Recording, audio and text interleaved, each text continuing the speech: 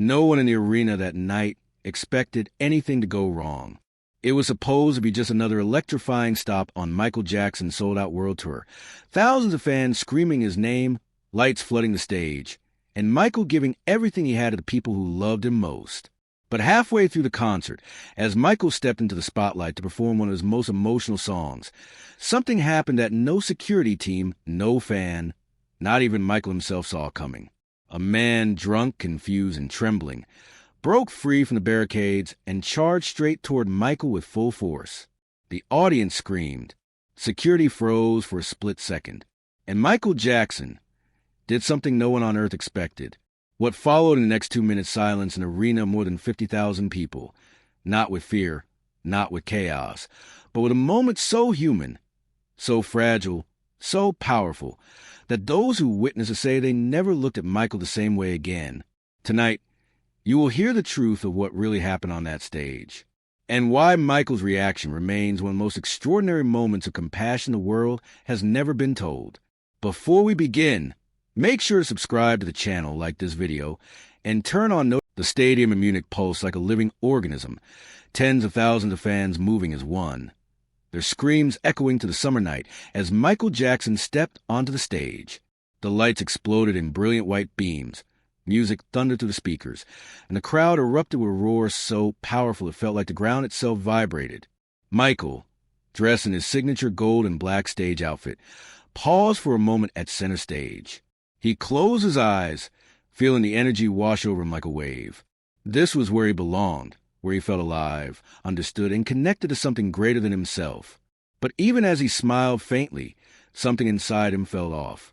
A strange heaviness, a tension in the air he couldn't explain, like the atmosphere had shifted without warning. He shook it off and moved forward, beginning smooth criminal with perfect precision. His dancers burst into motion behind him, every step synchronized, every beat electrifying. Fans screamed, cried, reached for him as he leaned close to the edge of the stage. But in the front row, right against a barricade, something broke the rhythm of the night. A man, middle-aged, disheveled, glass in his eyes instead of admiration. At first, Michael didn't notice him. His focus was on the choreography, on giving the audience everything he had. But the security staff noticed the man almost immediately. He was swaying aggressively, shouting something impossible to hear over the music, his hands gripping the railing with white knuckles. Security moved closer, prepared to pull him back if needed, but the man was already slipping beyond their reach. Then came the moment that changed the energy of the entire arena. Michael stepped to the far left side of the stage during a dance transition, lowering his fedora, letting the spotlight slice through the fog behind him. The fans screamed louder than ever. And that was when Michael felt it. A presence, a movement, something wrong. He looked up, barely a second too late, and saw the man climbing over the barricade, and then jumping onto the stage.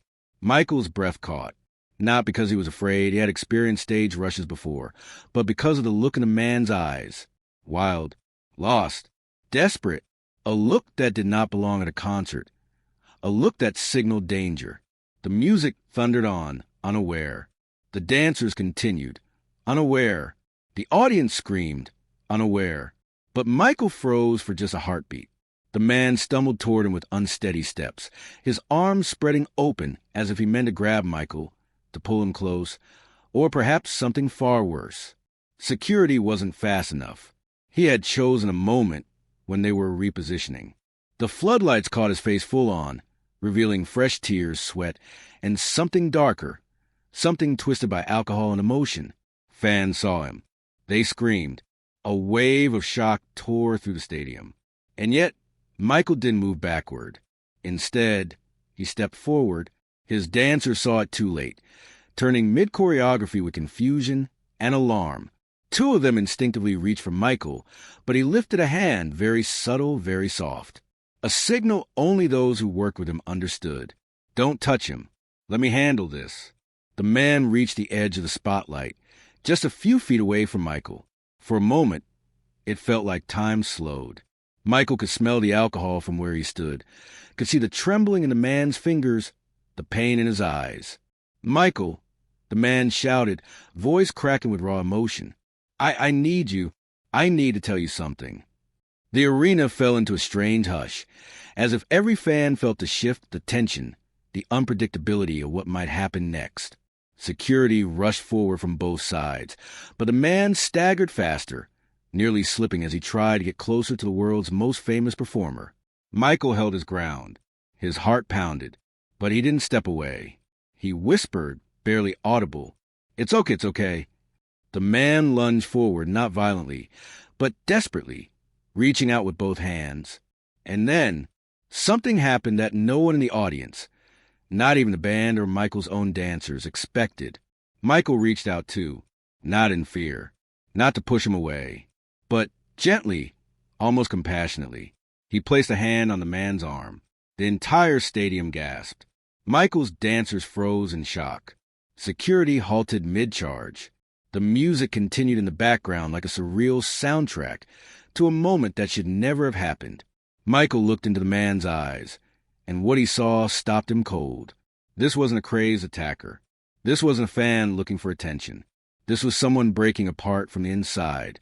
Someone who came not out of hatred, but out of unbearable pain. The man whispered something only Michael could hear. Michael's expression changed, and everyone around him felt it. A chill swept through the arena, as if 90,000 people suddenly understood that whatever was happening on that stage was far deeper than anyone realized. Security finally reached them, but Michael lifted one hand again. A single command. "Wait!" The dancers looked at each other.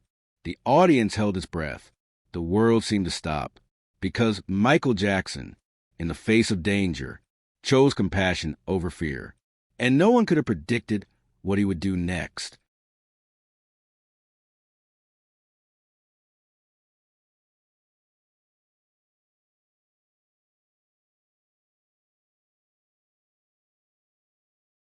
The energy inside the arena shifted the moment the man stumbled onto the stage.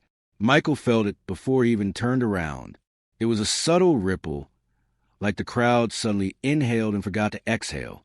For a performer who lived his life on stages, Michael recognized that kind of silence instantly. It wasn't excitement. It wasn't awe. It was fear.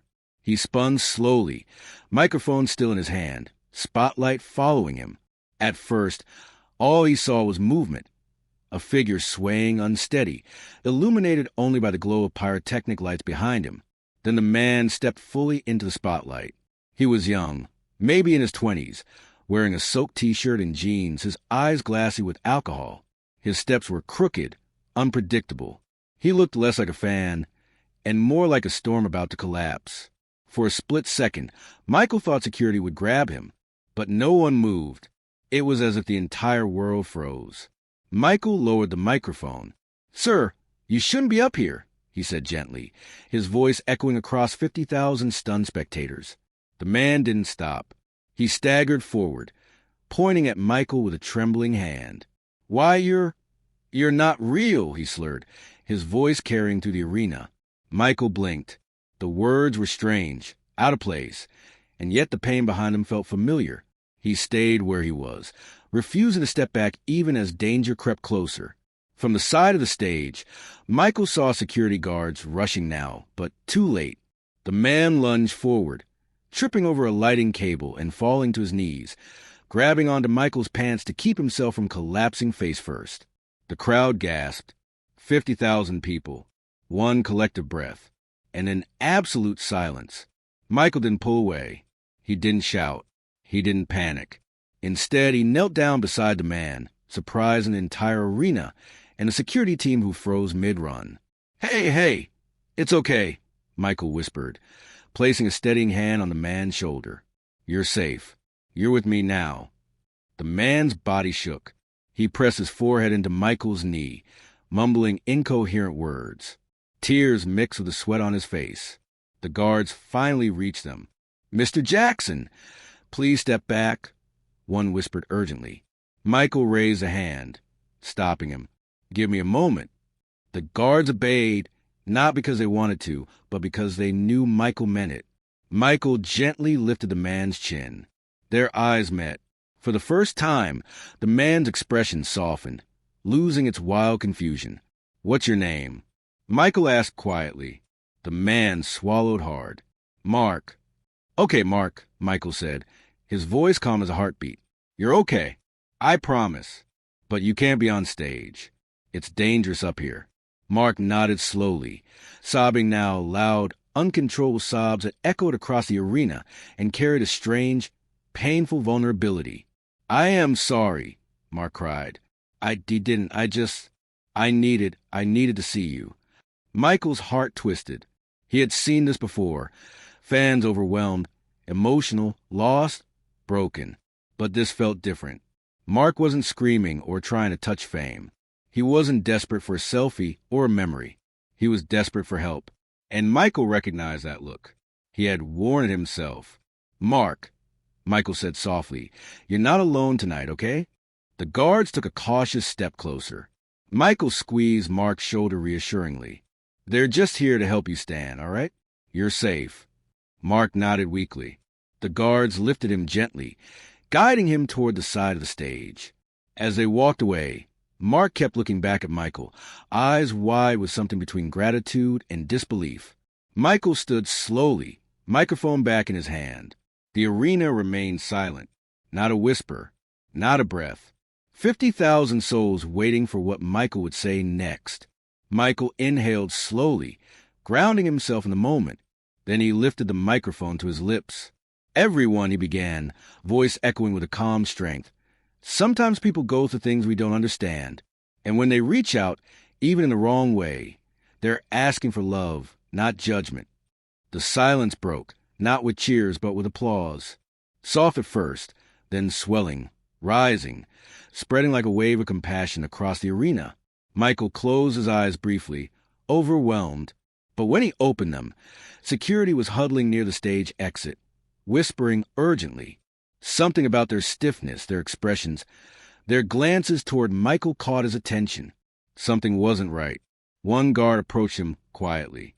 "Mr. Jackson," the man said something before he went unconscious. "Something you need to hear." Michael felt a chill climb his spine. "What did he say?" he asked. The guard hesitated, glancing over his shoulder before meeting Michael's eyes. "He said he wasn't trying to hurt you. He said someone told him to run on stage." Michael's breath caught. The guard continued in a low voice. "And he said they told him. Michael will understand." The arena lights began to pulse again for the next number, but Michael couldn't move. His entire body froze. Who told the man that? What did they mean Michael would understand? And why did the words feel like a warning? The guard took one step back, awaiting Michael's response. But Michael couldn't speak. The arena lights dimmed to a deep amber glow as the music faded into the soft atmospheric pads that introduced Stranger in Moscow. It was Michael's quiet moment in the show, the part where the mask of the superstar slipped just enough to reveal the man underneath. Usually, the audience went silent out of respect, drawn in by the melancholy tone of the track. But tonight, something else captured Michael's attention. From the far left section of the floor seats, security lights flickered frantically. A commotion, rapid movement, a wave of shifting bodies. Michael's heart tightened. He had learned to sense disruption the same way dancers sense rhythm, instantly and without needing to look twice. Even under the intense stage lights, he could see the crowd separating, forming a space around someone moving violently, shoving, stumbling, pushing forward with reckless desperation. The same man from before, the drunk fan. But now, he wasn't just shouting, he was charging. Michael felt the breath catch in his throat as he took a step back. His dancers froze. The band coordinator looked toward him, awaiting instruction. Security guards rushed from multiple sides, but the man was moving faster than they expected, slipping between people, dodging hands that tried to hold him. Then Michael saw something he hadn't noticed earlier. This man wasn't angry. He was terrified. His face wasn't twisted in rage. It was broken, panicked, trembling. He wasn't screaming insults. He was yelling words that were swallowed by the noise of the arena. But Michael could read lips better than most. "Help me!" That's what the man was shouting. Michael's entire body stiffened. No one else seemed to understand. The audience thought it was another case of an intoxicated fan causing chaos. Security saw a threat. The dancers saw danger. But Michael saw something different, something he'd seen countless times in his life, a cry hidden inside madness. Michael extended a hand subtly toward his team, a signal only they truly understood. Stand down. A few dancers hesitated. Security did not. But Michael shook his head slightly, eyes sharp. They froze. The crowd gasped as the man broke through the last line of guards and stumbled into the empty space in front of the stage. Cameras stopped rolling. Backup vocalists went silent. For a moment, even the air felt like it was holding its breath. The man fell to his knees, head down, shoulders shaking, arms hanging at his sides. And then he looked up, eyes bloodshot and wide, not with aggression, but with despair so raw it sent a chill through Michael's spine. Michael stepped closer to the edge of the stage before anyone could stop him. "No, Michael," one guard whispered urgently, but he didn't listen, because Michael remembered that feeling. He remembered standing backstage as a child, shaking. He remembered wanting someone, anyone, to see that beneath the glitter, beneath the expectations, beneath the fame, there was fear. The crowd murmured in confusion as the man raised his hand slightly, palms trembling, as if he were surrendering to the one person he believed could save him. Michael knelt, right there, on stage, in front of 50,000 people. Every camera pointed toward him. Every light shifted to follow him. But he didn't care. The world had fallen away. The show no longer mattered. Only this moment did. Michael's voice, calm and steady, echoed through the microphone still clipped to his shirt. "What's your name?" The arena was silent. The man choked on his words, shaking violently. He tried to speak, but nothing came out. Tears streamed down his cheeks. Michael extended his hand gently, palm open. "It's okay. You're safe now." Security flinched, ready to intervene. But Michael gestured for them to stay back. The man tried to rise, but his legs buckled beneath him. Michael stepped off the stage without hesitation, landing lightly before him. Gasps rippled through the audience. This had never happened in any show, not like this. Michael placed a hand on the man's shoulder. The man whispered something. Only Michael heard it. And whatever it was, it made Michael freeze. His expression changed, not a fear, not a shock, but to recognition. A memory, a truth, a wound.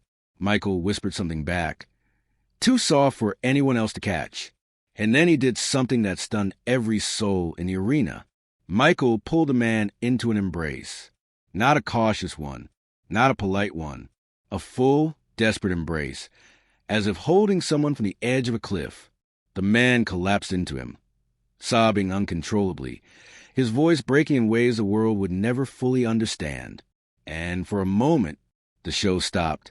The music stopped. Time stopped. Only two human beings remained, one falling apart, the other holding the pieces together. But then, a loud metallic sound echoed from somewhere backstage. A crash. A backstage tech shouted something. The lights flickered. Michael's head snapped upward, his instincts sharpening instantly. Something else was happening. Some connection between the man's whispered confession and the sudden tension rising behind the stage curtains. The dancers exchanged worried glances. Security reached for their earpieces. The arena had never felt so loud, and yet, in a single instant, it became silent enough for Michael to hear his own heartbeat pounding in his ears. Security surrounded the drunken fan now. For guards holding him back as he shouted incoherent words, his movements wild, unpredictable, and growing more aggressive by the second. Moments earlier, the man had broken through a barrier and charged toward the stage, stumbling but determined, and Michael saw something in his eyes that froze him in place, a mixture of desperation, confusion, and an emotional storm Michael recognized all too well. The lights went dim. Music cut abruptly. Tens of thousands of fans stood motionless, waiting, watching, terrified. Michael took a single step backward, throat tightening, the memory of past trauma pulsing through him. Memories of crowds that had overwhelmed him, moments when security had failed, moments when he had feared for his life. But something stopped him from retreating further. A feeling, a pull, an instinct. He wasn't afraid of the man. He was afraid of repeating the past. "Hold him there," Michael said softly, raising one hand to the security guards. They hesitated, stunned. Jermaine, standing backstage, whispered urgently toward the crew, "Get Michael away from the edge. Now!" But Michael didn't move. Instead, he wiped the sweat from his brow, steadied himself, and slowly walked closer to the front of the stage. Gasps rippled across the arena. "What is he doing?" someone whispered. A fan placed a hand over her mouth. A mother pulled her child closer. And yet, everyone leaned in, drawn to the quiet bravery unfolding in front of them. Security held the intoxicated man at the base of the stage. He struggled for a moment, then collapsed to his knees, breath heavy, words slurring, eyes filled with a mixture of pain and exhaustion. His anger drained as quickly as it had erupted. Michael stood above him. The man looked up, trembling, and whispered, not screamed, not demanded, whispered, "Michael, I didn't mean to. I just needed to tell you something." One of the guards tightened his grip. "Sir, you need to stand back." But Michael shook his head. "No," he said softly. "Let him speak." Jermaine stepped forward backstage. "Michael, please." Michael raised a hand, signaling for silence. The entire arena felt suspended in time. The man began to cry, loud, uncontrolled sobs that echoed through the speakers. "I lost my son 2 years ago," he managed between breaths. "Your music, it's the only thing that kept me alive. I just needed to feel close to you. I'm sorry. I'm so sorry." The crowd gasped. Some wiped away tears. Some covered their mouths. Some bowed their heads. And Michael's expression shifted, fear melting into compassion. He knelt slowly, ignoring the stage crew's desperate gestures to stop him. The man continued shaking. "I ruined your show. I ruined everything. I didn't know how else to." Michael reached forward. Everyone froze. He placed a gentle hand on the man's shoulder. "It's okay," Michael whispered. "You didn't ruin anything." The fan collapsed into deeper sobs, overwhelmed by the kindness he expected never to receive. Michael's voice remained soft, steady, healing. "You're hurting," he continued. "And when people hurt, sometimes they act without thinking. You're not a bad person. You're in pain." The arena remained perfectly still. Every fan, every camera, every technician holding their breath, witnessing something rare and deeply human. One security guard whispered to another, "I've never seen anything like this." Michael stood slowly and extended his hand. "Let's help him up." Security exchanged looks, confused, stunned, but complied. They lifted the man gently, no longer treating him as a threat, but as someone wounded, someone lost. Michael stepped back as the fan rose shakily to his feet. "Look at me," Michael said softly. The man obeyed, eyes swollen, face wet. "You're not alone," Michael whispered. "Tonight, you came looking for help. And I hear you." A wave of emotion swept across the arena. Someone sobbed loudly. Someone else collapsed into a friend's arms. It felt like a collective soul had been touched. Michael placed his hand over his heart. "I'll dedicate the next song to your son." "What was his name?" The man's voice broke. "Daniel." Michael nodded. "Tonight, Daniel is here with us too." A murmur swept through the arena, soft, reverent, trembling. The fan fell to his knees again, overwhelmed, and security carefully escorted him away, not forcefully, but respectfully, as if carrying someone fragile. Michael stepped back to center stage. The lights rose slowly. The band prepared behind him, waiting for the signal. But Michael didn't begin singing. Not yet. He stared into the vast sea of faces, 90,000 people, silent, watching a man they admired reveal a level of kindness and courage no script, no show, no rehearsal could have prepared him for. He lifted the microphone. For a long, suspended second, no one in the arena moved. The lights froze mid-spin, dancers halted mid-step, and 90,000 people seemed to inhale at the exact same time, as if the entire stadium shared a single, shaking breath. Michael stood just a few feet away from the fan, who had stumbled onto the stage, not running, not screaming, just standing there. His security team had already stormed forward, blocking the stranger, restraining him, pulling him back. The man was yelling incoherently, unsteady on his feet, completely overwhelmed by alcohol and adrenaline. The guards pushed him down, ready to drag him off stage like any other threat. But Michael raised a single hand, a soft, unmistakable gesture, a stop, and the entire arena fell into deeper silence. The security froze. The dancers froze. Even the shouting man froze, staring up at the superstar who now slowly stepped toward him.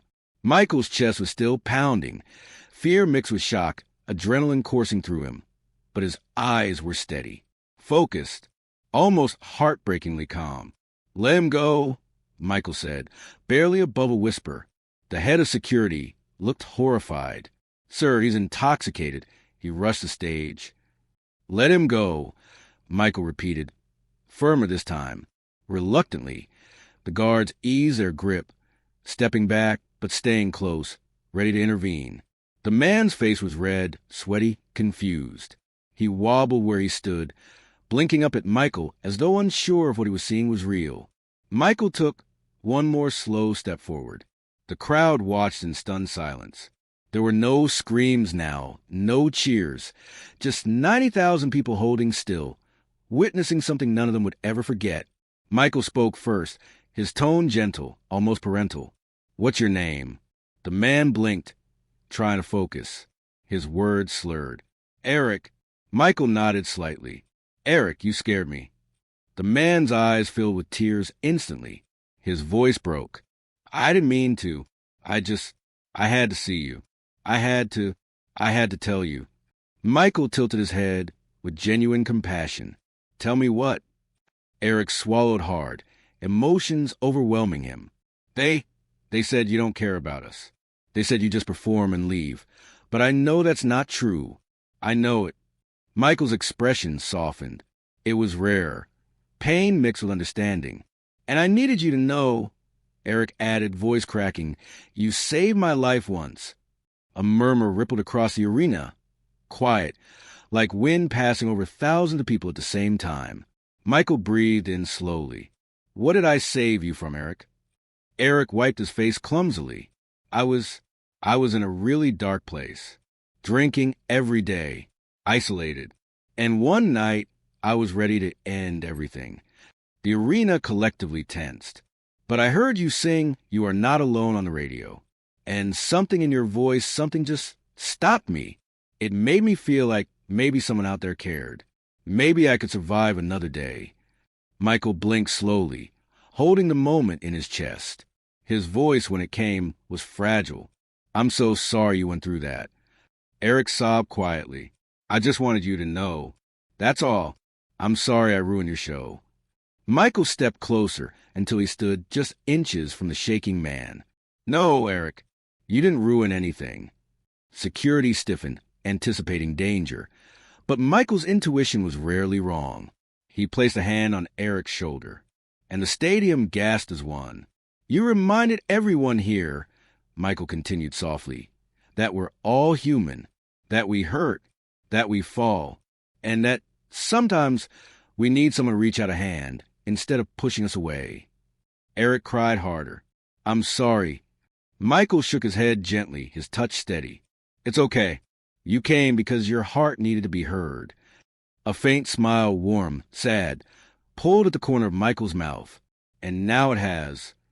The crowd erupted, not in screams, but in raw emotion, applause filled with relief, admiration, disbelief. Some people cried openly. Others held their hands over their mouths. Michael waited until the noise softened. Then he turned to security. "Please make sure he gets home safely. And no punishment. He's hurting enough." Security exchanged glances. The head guard nodded. Michael turned back to Eric, squeezing his shoulder softly one last time. "Take care of yourself. Promise me." Eric nodded through heavy sobs. And then, as he was gently escorted off stage, something unexpected happened. Something that brought the arena to another stunned silence. Eric stopped, turned back to Michael, and whispered, audible only because the entire stadium had gone breathlessly still once more. You saved my life twice now. Michael exhaled shakily. For the first time all night, he looked visibly overwhelmed. The spotlight above flickered, catching the emotion glistening in his eyes. 90,000 people witnessed something they never expected.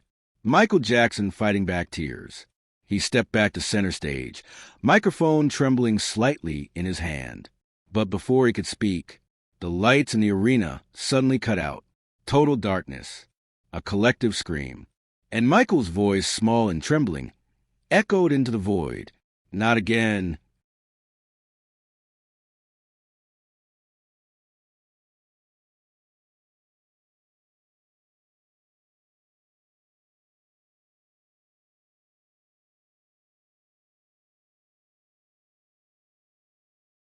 The arena was frozen, not literally, but in spirit, in fear, in disbelief.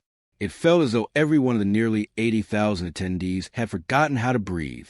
The massive stadium lights reflected off the glossy stage floor, illuminating Michael Jackson as he stood perfectly still, facing the drunken fan who had broken past security. Only a minute ago, the man had stormed toward him with the staggering aggression of someone fueled by more than alcohol. And yet, instead of running, instead of hiding behind dancers or guards, Michael had done the unthinkable. He had walked toward the man. Now, the entire world waited for what would happen next. The fan, mid-20s, disheveled, eyes glassy, swayed unsteadily a few feet away from Michael. Sweat dripped down his face. His chest heaved. He looked wild, frantic, lost. Security guards stood on the edge of the stage, ready to intervene the moment Michael gave the signal. But he didn't. He raised one hand gently, telling them to stay back. Michael.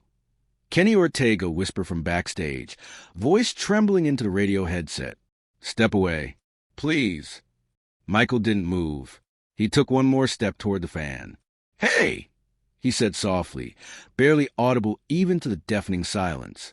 Are you okay? The fan's expression twisted, not in anger, but in confusion. He blinked rapidly, as though trying to make sense of the moment, of the man standing in front of him. His hands trembled at his sides. You're real, he whispered, voice cracking. You're real. Michael offered a small, pained smile. Yes, I'm real. Tell me your name. The fan swallowed hard, tears building in his eyes. Daniel. Michael nodded gently. Daniel, why are you hurting? What made you come up here? Security tensed. They expected a violent outburst. They expected fists, screams, chaos. But Daniel didn't raise his hands. He didn't threaten. He didn't shout. Instead, he broke. Tears spilled down his face as he collapsed to his knees in front of Michael, sobbing like a child. I didn't come to hurt you, Daniel cried, voice shaking violently. I didn't mean to. You saved me once, your music. But nobody listens to me in real life. Nobody sees me. Michael knelt down slowly, carefully, ignoring every protocol, every warning, every fear around him. He placed a trembling hand on Daniel's shoulder. I see you, Michael whispered. I see you right now. Daniel sobbed harder, his body shaking. The crowd remained silent, witnessing something raw, something human, something that transcended fame and fear. Michael continued, his voice calm and steady despite the tension in his own trembling hands. You're not alone. You hear me? You're not alone, Daniel. Daniel looked up, eyes red and unfocused. I'm sorry I ruined your show. I just wanted to get close. I just wanted to tell you that your songs kept me alive. Michael's eyes softened with deep empathy, the kind only someone who had carried his own battles could express. You didn't ruin anything, he said gently. You reminded everyone here tonight that we're all human. We all struggle, and we all need love. The arena finally released a breath, a soft collective exhale that trembled with emotion. Michael stood and reached out a hand. Come with me, Daniel. Let's walk together. Daniel stared at the hand for a long moment before taking it slowly, like a fragile child clinging to the one thing grounding him. Michael turned to security, but instead of signaling fear or urgency, he shook his head in a firm but compassionate gesture. Please, he said softly, be gentle. The guards nodded, moved by the moment they never could have anticipated. Michael walked Daniel toward the edge of the stage, one arm supporting him. The crowd erupted not in applause, but in something deeper, a soft wave of emotional murmuring, as if 80,000 hearts were collectively breaking and healing at the same time. When they reached the ramp, 2 security guards approached with care. Daniel stepped back fearfully. "I don't want to go to jail," he whispered. Michael touched his shoulder again. "You're not going to jail. You're going to get help. They'll take care of you." Daniel nodded slowly, tears still falling. Before stepping away, he whispered something only Michael could hear. "Thank you for seeing me.